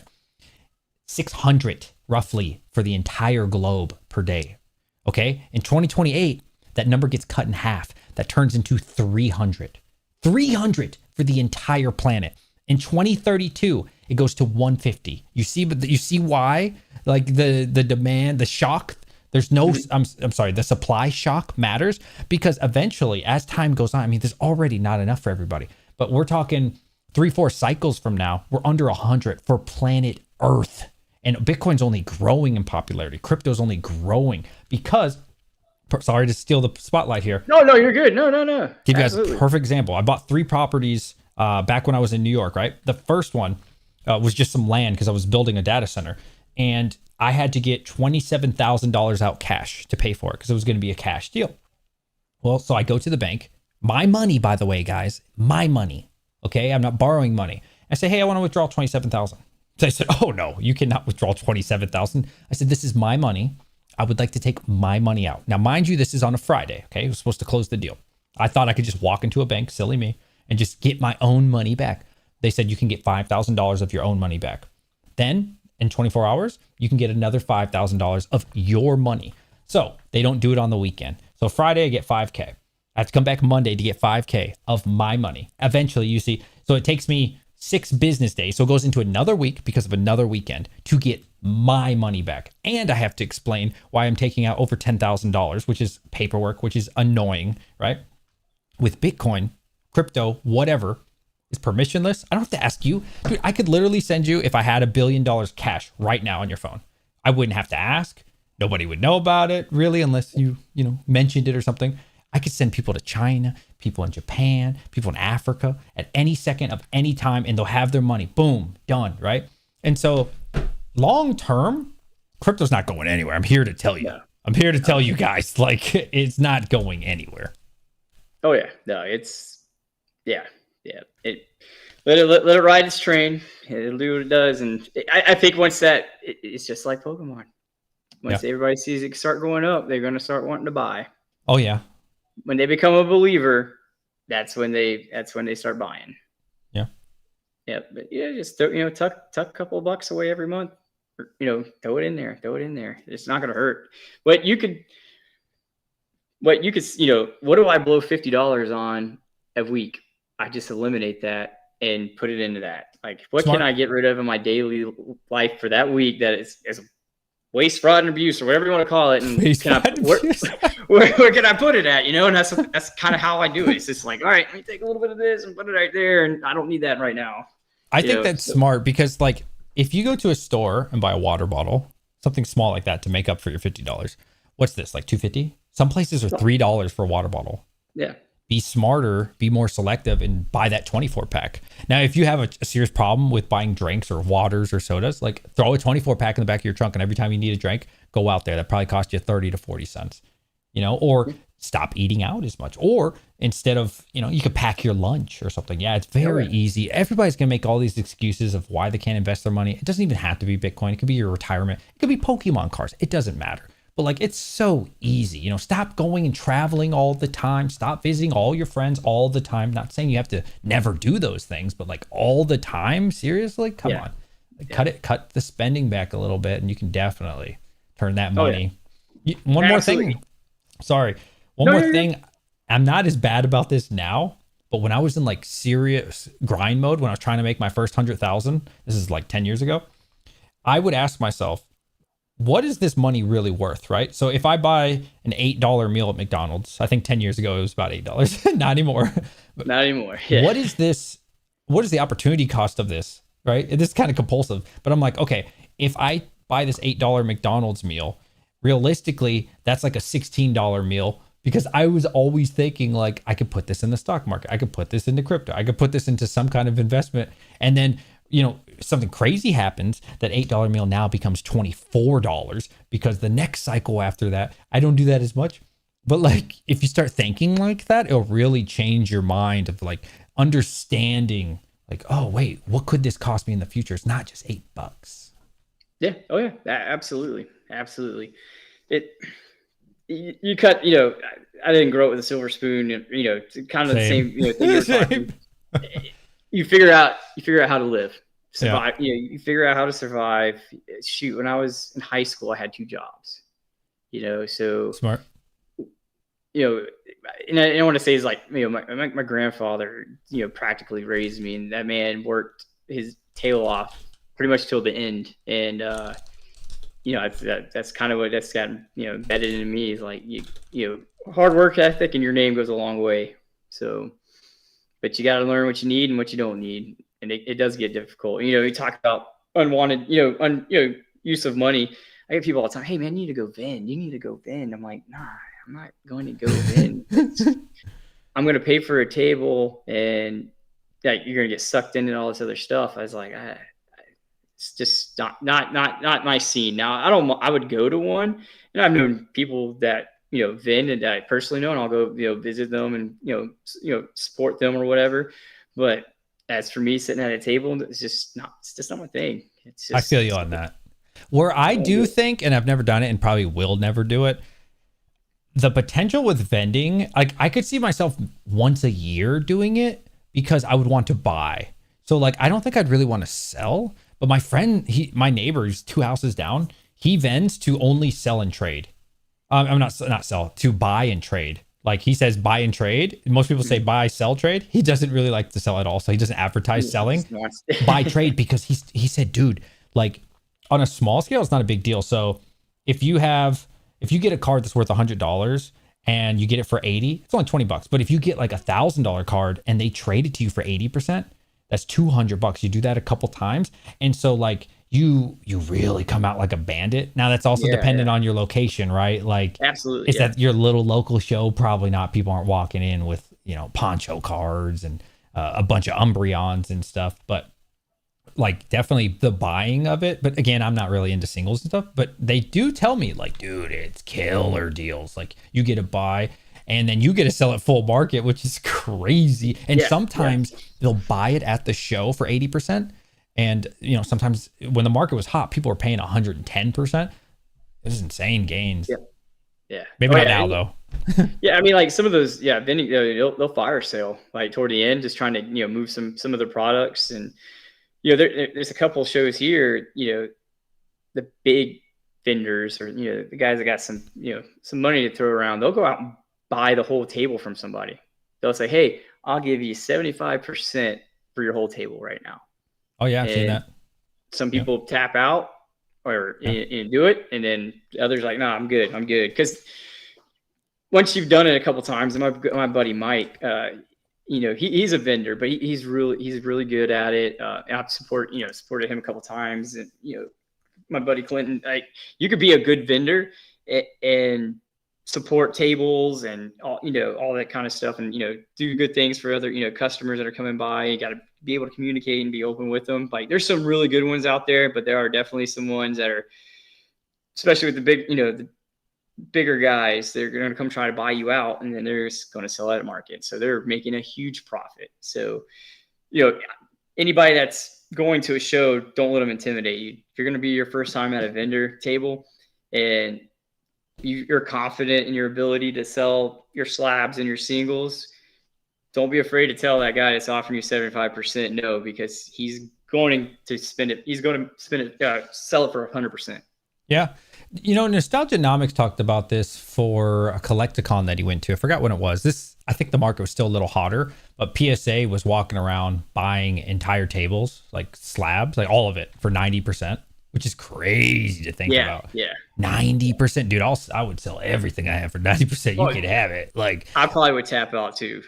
and Like you know who 90%? else does that? Whatnot streamers do that. eBay streamers do that because people, dude, no offense to anybody in chat, but some of the people on Whatnot are fools. I've seen them pay $130 for a white flare TB. And I'm like, dude, the market's like 75. You can almost buy 2 of those for that. They will overpay. So they don't mind spending 90, sometimes even 95%, because they know as soon as they go on their Whatnot, easily 120%. It's just the dopamine hit, betting against each other. I don't like it, but a lot of people love it and they just get addicted to it, and they can. Oh yeah. Yeah. I've watched one because my buddy did it, and I just saw what was going on, and I was like, yeah, I can see how people can get wrapped into it real fast, especially with the wheel spins, and Yeah. you're buying like, hey, here's a Blooming Waters, right? You buy in for the spin and you get a Surgeon Sparks booster pack for $120. Yeah. Yeah. Oh, man. I was like, I would throw my phone across the room. That'd be so sad. But I've seen it. I was like, what?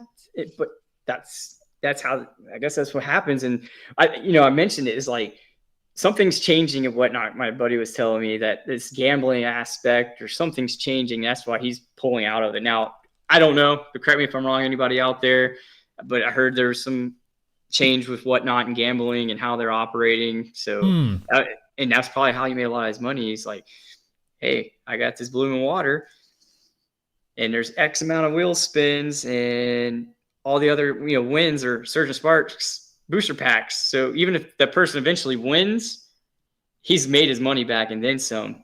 And there's sometimes where, hey, the wheel spin happens and they actually win the big prize right off the rip. But that's, and they're like, oh, my stream just turned off. Oops. Well, bye. And I had like you talked, Whatnot contacted me too once. Really? And I talked to one of their agents, and I was like, yeah, we're good. He's like, oh, I'll help you. I'll get you through it. I'm like, I'm good, man. This is that's not me at all. The one I suck at rate, this and content. I was like, you really think I'm going to be able to go on there and rip a bunch of packs? I'm good, dude. Is this not who I am? No, I couldn't do it. One thing for me, besides already like knowing what Whatnot was before I got involved with Pokemon, it was like, if you really work hard and do good business on Pokemon, people will know your name, like that brand, that Yep. PokeJax 904. Make sure you guys sub to my friend here. Somebody post the link, please, if any of my mods are in here. But it's a good brand. Like people will know who you are. They know who Pokey is. They know Team Mark Joey. They know these blah blah blah. Right? They know Nostalgia Dynamics and all these guys. And like Whatnot, I don't know a single Whatnot streamer. There are people on Whatnot that have over 250,000 followers. I have no idea who they are. And like TikTok too, it's like its own realm. And like, I don't know. It's if you say you're like a Whatnot streamer, unless you're like a Whatnot viewer, people are like, you know what I mean? And so I feel like YouTube is the best, man. It's the best thing to focus on for sure. Absolutely.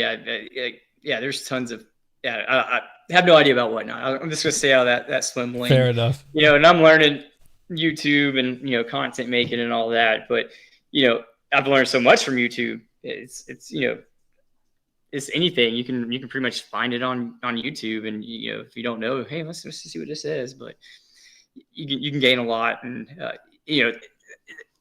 Brian talked about it a lot. Like, the brand is the thing, right? You got to build a name for yourself. And that was my number one mistake. If I could take anything back, I would have, probably stayed more local in Jacksonville, kept building up, and then started, the whole YouTube to build the brand. I went ass backwards. I got known here, started Wix, didn't have any base outside of Jacksonville, and here I am with a website, and I'm trying to get through. You got Distro before the YouTube took off. Yeah. Oh yeah. We'll see. We'll see. But my bad. Go ahead. I'm sorry. Yeah, you're doing, taking that 7 months time period you talked about and figuring it out and building the brand, and it's doing you well, man. So I wish you the best with all that, for real. Like you're killing it.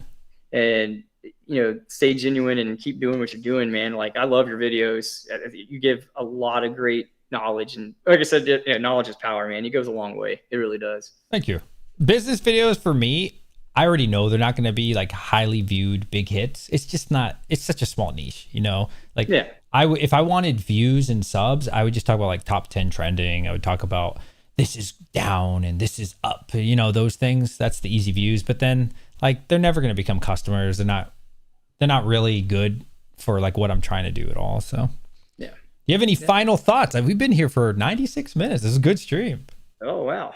It's fun. No, absolutely. So I'll touch this real quick. So Anon brought it up in his video about the January gap, right? So everybody's talking about it. Obviously, I don't know. I can see whatever distro puts out there. I don't see anything signaling for a reprint. Now, granted, I'm at a smaller distribution, than Southern Hobbies and all that, but it's odd that there's a gap. And let me bring this up real quick. So I'm just going to go through Ascended Heroes real quick, right? I can give all you guys I'm pretty sure you guys know already. Let me pull it up real quick. But all the time frames that are, everything's getting released, right? So 10s release date, February 20. ETBs, February 20. Sticker pack. So the very first, the text 30th, stickers, right? Yep. The very first thing is the 30th. And you're only getting two packs, right? And then you get an ETB, some 10s. Then March, you get your, what is that? The poster terrible. Yeah. And then in April, you get the booster bundles. That's crazy work. Now, this stuff's way gapped out. In January, super gapped out. So either, my opinion or what, there's a lot of time where things could get reprinted. And looking at trends from the past, it's a possibility. Now, like I said, I don't see that right now, and I don't know if I would. I can't, I don't know if Brian would or anybody else would. Yeah, he's already said there's no evidence. Like everybody's saying there's no evidence of it. Right. But it's just odd that there's a gap there. Right. I was actually supposed to do a video with him today with a non-TCG. I was going to ask him about that. Maybe tomorrow. Yeah, that'd be awesome. I'm going to be asking him. Oh yeah, dig, man, dig away, Yeah. get the gouge. But yeah, He can't tell me like who the source is, but besides that, I'm gonna be asking.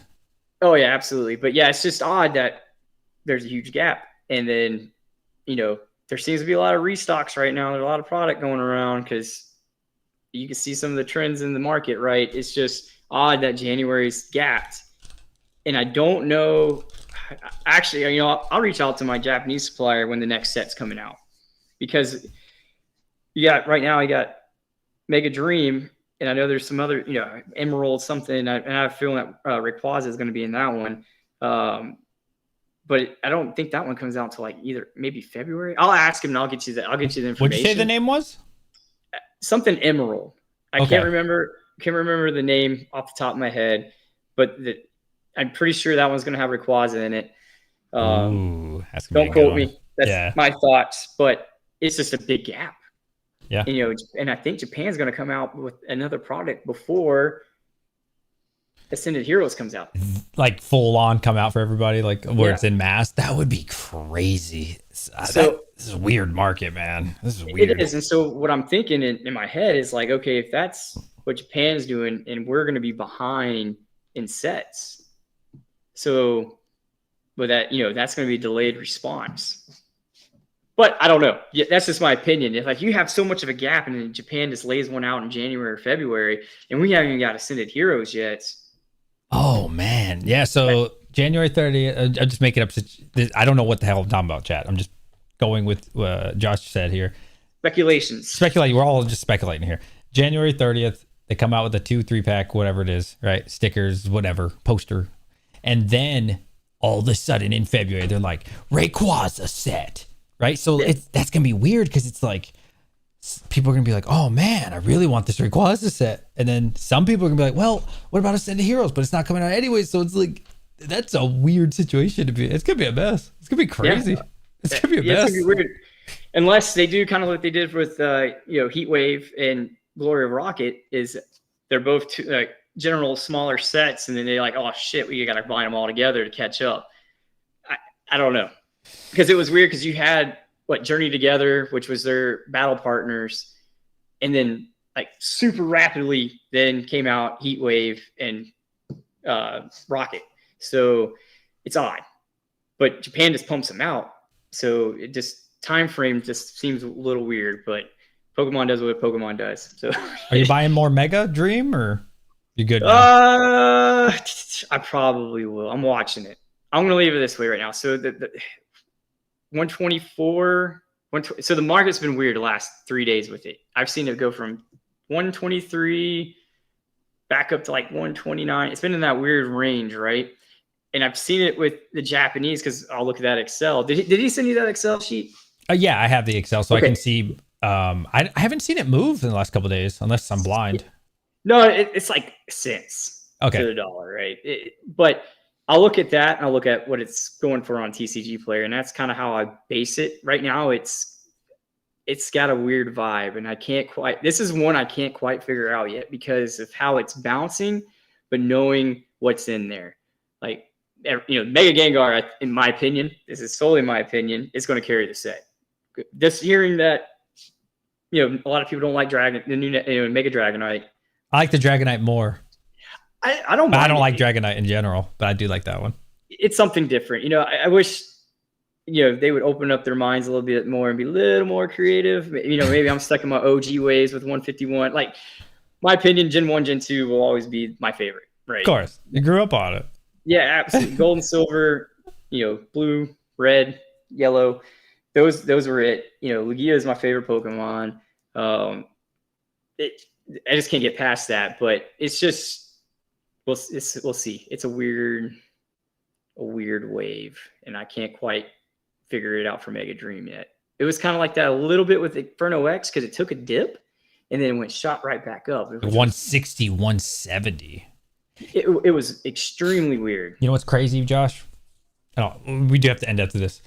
Yeah. What's crazy is I haven't sold out of Mega Dream at 125.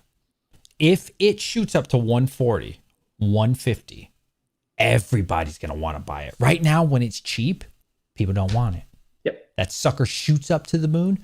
Can you get some? I'll pay you 150 right now. The same people who weren't willing to buy it for 125 with Inferno X were the same people that are probably chasing it to 160, 170. Yeah, it happened with me. It's just how FOMO works, man. They only want it when it's expensive, but when you give them a deal, they're not interested. It's a weird thing.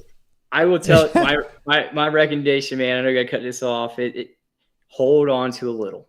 Never for the Japanese. Really? Just hold on. Yeah, don't be afraid to hold on to a couple boxes, because exactly what you just said happens.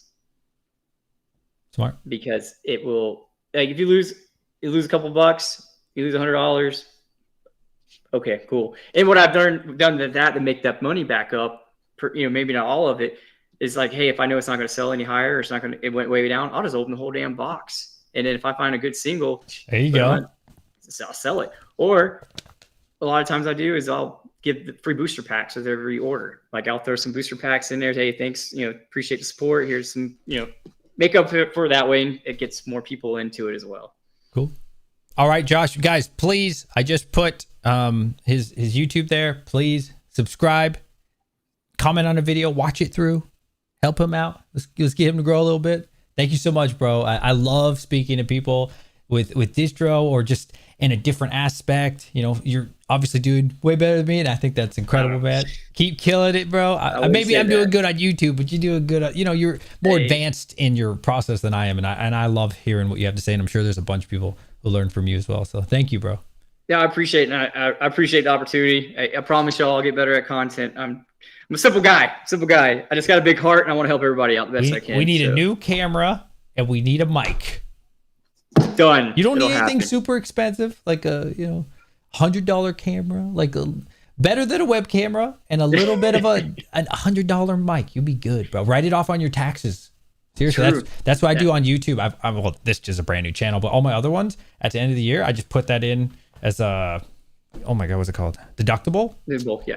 Yep. So you're gonna make money off your YouTube anyways. You might as well. Yeah, might as well. But yeah, I mean, I appreciate the opportunity. I think we should definitely do this again. Yeah, right. I think one topic we can talk about shipping. Ooh. All right. I hate that. Right on. All right. Till next time. Right, later, bro. All right. Take it easy, buddy. Trying to figure out I forgot how to. Okay. Chat. That was amazing. Thank you. Please, like I said, subscribe to my boy, Josh. Awesome guy. I love hearing people that actually have, further along in the process than me, which honestly is everybody. So I love the insight. It was incredible. Like I said, please check him out. Subscribe to him. I know most people already know, but hey, I still have a little bit more. Mega dream, 125. I'll tell you what, DM me. If you DM me tonight only, so you have an hour and 10 minutes. If you DM me, I'll do $5 shipping. I'll pay half the shipping because it cost me about $10. I'll pay half the shipping. If you hit me up on Instagram, I'll pay half of it for you. Okay. So I'll meet you in the middle there. All right. I appreciate y'all. Oh, I don't know why my camera's not showing. That's okay. It's good to end. I love you guys. Bye.